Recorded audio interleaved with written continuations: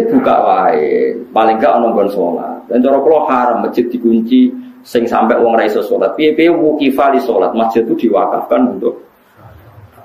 Jadi kalau ruang dalam itu dikunci, tetap gerbang itu harus dibuka supaya andekan orang sholat itu bisa. Neng terase atau pokoknya minimal ada kamar mandi satu yang dibuka. Karena masjid itu diwakafkan untuk. Kecuali sudah kasus real banyak preman, banyak lonte misalnya tidur di situ, beraktivitas maksiat di situ. Kalau real sarannya bukan tuhmah.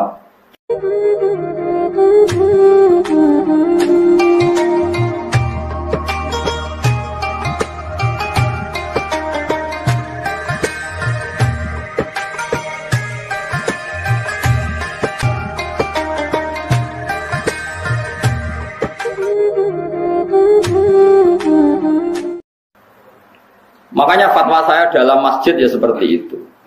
Sekarang tren, apa boleh uang zakat diberikan masjid? Kalau jawab, menurut Imam Qofal sabilillah itu artinya bisa masjid, bisa loh ya orang bisa masjid. Tapi masjid saya ini lucu. Nak masjid digo sujud atau gon sesuci, misalnya alat-alat mandi lah, pokoknya sing digo sesuci ini cara kalau gak masalah. Kadang masjid itu ning desa sing Jumatan arang-arang menarane wae ngentekno dhuwit 200 juta. Pak Gerin tak 200 juta. Lho kamar mandi sing kira-kira tak 50 juta iku cek nganggo sandal. Tutupe keran kadang coplok. Kalau menurut saya masjid itu satu paket dengan tohar mergo syarat saya salat itu nak sucine sah. Mulane ning gone masjid itu Allah nyifati fihi rijalu yuhibbuna ayyatatoh. Masjid yang baik itu siapa? Masjid yang di dalamnya itu banyak orang-orang sing sesuci. Saiki paket sesuci itu melibatkan air. Kalau airnya baik, alat sesuci baik, berarti masjid itu baik. Nah, saya kira kayak masjid menarane larang, pagere larang, lampune wis sangka granit wapi, sangka macam-macam. Tapi alat sesuci nih, elek. Itu ora oleh. Jadi nggak bisa masjid sekarang sudah selera kayak pager, kayak batu granit, sing tingku keramik macam-macam. Nak sing mutor yang pokok, tempat sujud sama alat sesuci, tapi kan gak masalah pakai zakat. Tapi nak sing ora mutor yang tidak mendesak itu masalah. Nah itu kalau ulama tahu bedanya. Zaman saya pikir masjid-masjid saat ini kan dibangun miliaran, sing go sujud ya sudah seperti. Wes ngono mau jogo jam. Lah masjid dikunci mau demi nglindungi jam. Masjid 2 miliar nglindungi jam sing regane mau 1 juta. Berarti dikunci demi melindungi apa? Jam. Mengenai dalam masjid pelindung jam, mereka ya masjid buka wae, paling gak ana nggon salat. Dan cara kula haram masjid dikunci sing sampai wong ra iso salat. Piye-piye wuqifa li salat, masjid itu diwakafkan untuk. Jadi kalau ruang dalam itu dikunci, tetap gerbang itu harus dibuka supaya andekan orang salat itu bisa. Neng terase atau pokoknya minimal ada kamar mandi satu yang dibuka. Karena masjid itu diwakafkan untuk. Kecuali sudah kasus real banyak preman, banyak lonte misalnya tidur di situ, beraktivitas maksiat di situ.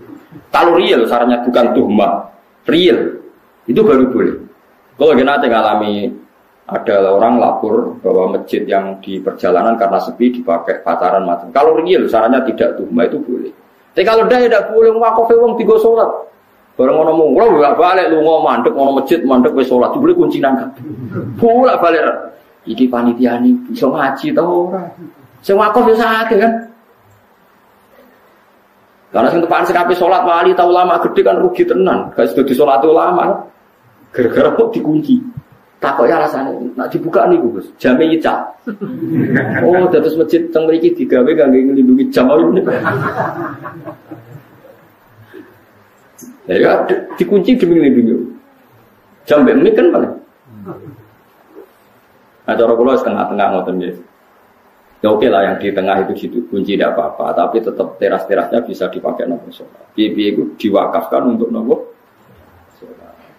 Memang banyak kasus ya, misalnya orang nakal di situ. Wong daerah kula mon kathah pengurus masjid cerita kula. Kathah Gusti yang badhe ngising kebelet teng omah. Niku mara masjid badhe ngising. Perkarane WC-ne bukaan. Ning omah ra duwe napa?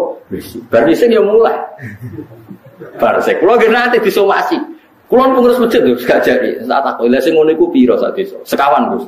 Lah sing moro masjid tapi salat 20. Lah yo 80 kok kalahno mbek wong 4. Perkarane walian bareng dikunci walian sing ape jamaah kudu bisa mlayu mulai perkarane masjid dikunci. Lho kalau kiai tenan, jadi sering wonten yang lapor macam-macam. Ya saya dengar betul, syarat kiai harus mau mendengar. Bodoh-bodoh nyata. Terus boleh jadi panitia milihnya. Ya milih dibuka lah, yang ngolong pulau kok. Jadi parah-parah. Nah kalau seperti itu harus kita mikir maslahat dan madhorah. Ya maslahat dan madhorah. Di global ini malah jika bangun dengan uang zakat dan nggak ada pilihan zakat itu kalau bisa memang jangan dikasihkan masjid karena pendapat sabilillah khair itu minoritas sekali dalam fikih. Tapi kalau masjid itu dengan makna tempat sujud atau tempat sesuci yang mendesak untuk kepentingan sholat, ulanglah longgar. Ya, yang saya ulang lagi, yang mendesak untuk kepentingan, nah, pagar, menara, keramik-keramik mewah itu tidak terkait dengan mendesaknya sebuah masjid. Ini kalau suwon sing ngaji kulo, misalnya bangun masjid nomor 1 alat sesuci itu kudu ideal. Idealnya gini loh, bayang no sing roh sesuci lah jadi suci. Kayak ulama-ulama dulu tuh, orang kalau mau ke masjid pasti ngelangkai air yang lebih dari 2 kolah. Paribasane cacilik sing ra najis wae gelem-ra-gelem sikile ijik mergo ngliwati. Kalau sekarang itu udah usum ya karena orang sekarang kayak kesehatan itu udah steril wis ono prane lho. Mungsong saiki ya engke ra karuan. Ono steril ono macam-macam. Boh mari kuman boh. Tapi itu penting. Piye-piye sifate masjid itu fihi rijalu yuhibbuna napa? Ayat atau haru masjid yang baik itu diisi oleh para penghuni yang senang nopo sesuci. Tentu sesuci itu alat utamanya nopo air. Jadi ini kalau fatwa tenan. Kalau seperti itu gak apa-apa. Tapi sekarang masjid kan gagah-gagah. Wah gerak, wah mewah-mewah tulisannya gawe di lampunya mewah. Tapi rano sing iseni gagah era karuan. Nah itu yang maksud itu yang kata Nabi alamate kiamat itu sebenarnya umatku naik berlomba-lomba bangun nopo. Tapi kalau bangun yang tempat sujudnya, tempat toharohnya itu bagus. Ya mergo fihi rijalun yuhibbuna napa ayata tohar. Mun kula terus nang. Wa ta'aru lan takok sapa kafir Mekah ing Nabi an waqtis qiyamis saati, saking wektu kapan terjadi kiamat. Fanazala mengko tumurun apa qul la ya'lamu man fis samawati wal ardi ghaiba illallah. Kul ngucap sira Muhammad la ya'lamu ora ngerti sapa man wong fis samawati kang ing dalem langit wal ardi lan bumi. Minal malaikati saking malaikat wan nasilan manusa alghaiba ing barang wae. Emat tegese perkara go bakang goe bopoma anhum saking para manusa lan malaikat. Illallah kecuali kecuali Allah. Lakinillahu tetapi nek Allah ya alamuhu ngerti sapa wa taala ing barang wae. Wa ma yasuruna lan ora bakal ngerti sapa wong akeh kufaru Makkah tetesi kafir Makkah kalau irihim. Kaya liyane kafir Mekah ayana iku pasti kapan diterjadekno iku kabeh waktu iku pasti. Tegese kapan iku ditangekno sapa wong akeh. Balid daroka ilmuhum fil akhirah atau bal adroka ilmuhum fil akhirah. Adroka biwasni akromani mboten kira iki to gimana hal adroka wa fi qiraatin ukhra iddaroka balid daroka bitasdid dal kados kira iki to balid daroka ilmu wa asluhu ti asli iddaroka kita daroka ubtilat dikendi apa tau tak jalan ing dal. Wa dhimat antene romno apa iki lah dal fidali ing dalam dal was tu lipat nanti tarik apa hamzatul wasli apa hamzah wasal bala wa lahiko tegese tu moko lan untuk tata ba wa talahaqo tata ba terus menerus talahaqo saring susul menyusul apa ilmune wong akeh fil akhirate dalam akhirat dia tegese dalam akhirat hatta sa'alu sing takok sapa ngakeh an wekti majia saking wektu terjadine kiamat. Satu kese ora ana apa alam perkara kadalika kaya persangkaane tiyang kafir. Balum balik wong kafir fisaken ing dalam mamang minasang terjadine kiamat. Balum balik wong kafir minasang kiamat tu amuna iku picek kabeh. Jadi Allah nek duka ngendikan wong kafir iku picek, manane picek ora picek fisik, ora mengenali kebenaran itu. Jenenge napa? Picek. Mane kadang ulama itu yo kasar, manjen kadang Quran nek duka yo kasar, sumum bukun wis picek budek kopok. Picek budek apa elek terus. Wis awak wis duka ngoten. Balhum min amun, dasar picek angel lan terang. Min amal kolbi saking yaitu biceke ati atau min umil kolbi saking biceke ati sama. Di amal kolbi itu umil kolbi. Wa te dawa iki ablagu le balik mimma tinimbang dawa koblau kang sedurunge iki wal aslu itu amin. Sangka dawa amin ustusilat den anggap abot ustusilat dianggap abot apa doma tu doma ane jaisan iya. Panu kita muka den bidah apa doma ilani mimaring ne. Ba'da hadfis kasrotia sausi buang kasrene. Wa qala lan ngucap sapa ladina kafaru sapa wong kafir aidan lan maneh ingkaril basi ing dalam ingkari terjadine pas. Walai ngucap aida kunna ana to nalikane te kita uturoban rupa lemah wa abauna lan ya bapak-bapak kita. Aina ana to te kita lamu khrojuna bakal ditangekno kabeh dal kuburi saking kubur.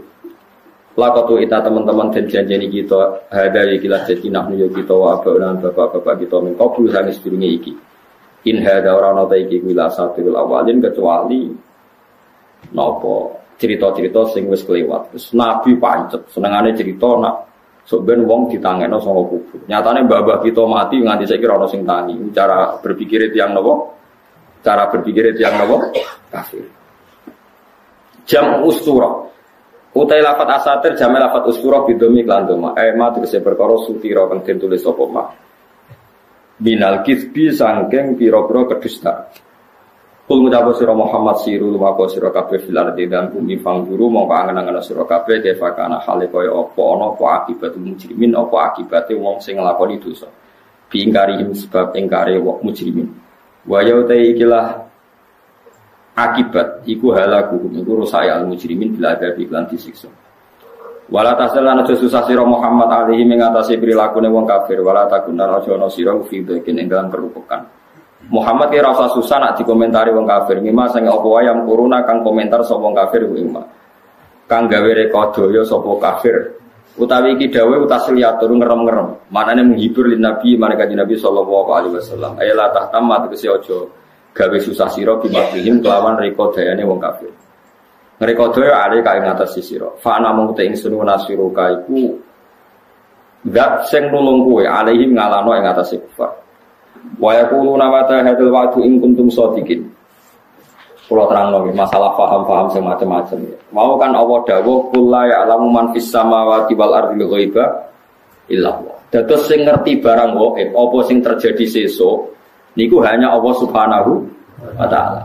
Itu menjadi firqah besar di dunia. Sampai mereka menafikan bahwa Nabi juga tidak tahu perilaku kita sekarang. Jika mereka mengingkari semua hadis tentang sholawat yang bahwa setiap sholawat itu dipertontonkan di Nabi, kemudian Nabi menjawab sholawat setiap umatnya. Ya setiap apa? Nah itu bohong besar. Allah itu ngendikan hanya begini, yang tahu barang gaib itu hanya Allah. Oke kita sepakat, yang tahu barang gaib hanya Allah. Mestinya ditambah dan yang dingertikan Allah, dan yang cuma yang dingertikan Allah itu ngertinya karena lagi-lagi karena diberitahu. Dan itu ada ayatnya juga, ayat ini sharihah jelas. Allah mensifati dirinya itu alimul ghaib ini di surat Jin. Alimul ghaibi fala yuzhiru ala ghaibihi ahada illa man irtada mir rasulin. Illa man irtada mir-rasul. Allah itu zat yang tahu alam gaib dan alam gaib yang dimengerti Allah itu tidak pernah dipertontonkan atau diajarkan ke yang lain kecuali Rasul yang diberi ridho. Jadi artinya apa? Ada beberapa barang gaib yang Nabi dingertikan. Paham gitu loh maksudnya. Tapi ya tetap dia karena posisinya Nabi itu di. Saya beri sekian contoh. Misalnya begini. Waraqah bin Naufal itu orang Nasrani, tapi dia penginjil yang sejati. Dia tahu bahwa Nabi akhir zaman mau lahir di angkatan dia. Ya akhirnya ketika Nabi sowan setelah mendapat wahyu kata Waraqah kan, kamu itu Nabi benar dan Anda dapat wahyu kayak Musa. Sayang saya sudah tua. Andai kan saya masih muda, saya akan membela kamu saat kamu diusir oleh kaum Anda. Kata Nabi Muhammad, masa saya diusir? Terus kata Waraqah, orang seperti kamu pasti ngalami diusir. Itu 1 hari setelah Nabi Muhammad jadi Nabi. Kemudian beliau diusir setelah 13 tahun jadi Nabi. Gitu, misalnya jadi Nabi umur 40 tahun, diusire kan tahun 53. Nabi umur pinten? Itu kan barang gaib, tapi tercatat dalam aturan-aturan kriteria Nabi agar Nabi ya supaya alami diusir. Nah itu ya barang gaib, tapi orang bisa tahu karena ngerti. Sekarang di masjid biru, masjid Khodro di Turki, itu ada di kubahnya, di menaranya itu ada tulisan Lataf tahunnal Konstantinia walatun fikunna kunuzaha fi sabilillah. Itu Imam Bukhari meriwayatkan itu tahun 200 Hijriah. Saya ulang lagi, 200 Hijriah. Dan itu hadis ditulis, dibaca ulama seluruh dunia. Zaman itu Konstantinopel masih dalam kekuasaan Romawi. Konstantinopel Turki ini. Konstantinopel yang terkenal tentang Turki. Setelah 600 tahun dari hadis itu diriwayatkan, Konstantinopel ditaklukkan oleh Pangeran Al-Fatih. Jadilah negara Islam. Makanya masjid ini jadi masjid apa? Al-Fatih. Tapi Nabi berani ngendikan itu. Taunya karena ngerti. Paham ya? Makanya maksudnya kecuali yang diberi ngerti Allah. Jadi keliru kalau ada orang ono wali kiai kok ngerti barang gaib. Sing ora barang gaib mau apa itu benar, tapi Allah punya hak mengertikan yang diberi ngerti. Mergo ono istisnae wae alimul ghaibi fala yudhiru ala ghaibi ahadan illa man irtadha mir rasul. Jadi Allah itu zat yang tahu barang gaib dan tidak akan mengertikan kecuali sama orang yang dikasih. Di antaranya tentu Rasulullah. Jika Rasulullah bisa menghentikan sayati ala nasi zamanun, nanti di akhir zaman ada perilaku begini. Coba sekarang lihat, saya itu hafal sekian teks tentang Syam. Nabi ketika menghentikan akhir zaman apa? Sayati ini, terus di antaranya apa? Wayak surul harut, dan nanti banyak pembunuhan. Di mana ya Rasulullah? Fa'asyara ila Syam. Nabi menunjuk apa? Syam. Orang tahu semua, sekarang pembantaian terbanyak di Syria. Syria itu Syam. Israel Palestina juga. Zaman itu Nabi ngintikan bertanya, "Wamal harus kasratul harus di mana ya Rasulullah?" Fa'asyara ila Syam. Itu diriwayatkan Imam Bukhari tahun berapa? Tahun 200 Hijriah. Sekarang kejadiannya sekian ratus tahun setelah dawuh Nabi. Itu ya barang gaib, Nabi perso. Yaitu makanya istilahnya yang tahu barang gaib siapa? Hanya Allah. Tapi kamu jangan berhenti di situ. Hanya Allah dan yang dimengerti. Paham ya? Jadi sama terus jangan menolak. Quran ini jelas sing roh barang gaib apa tok. Nabi lah ra roh. Wah, itu kebablasan sampean. Lah Nabi ra roh barang gaib ora roh swarga neraka ora ketok. Sesuai bantah Nabi pisan. Nah, surga itu gini-gini. Kok tahu ya Rasulullah kan barang gaib? Yang tahu kan hanya Allah. Ya gendeng bareng lah sebenarnya.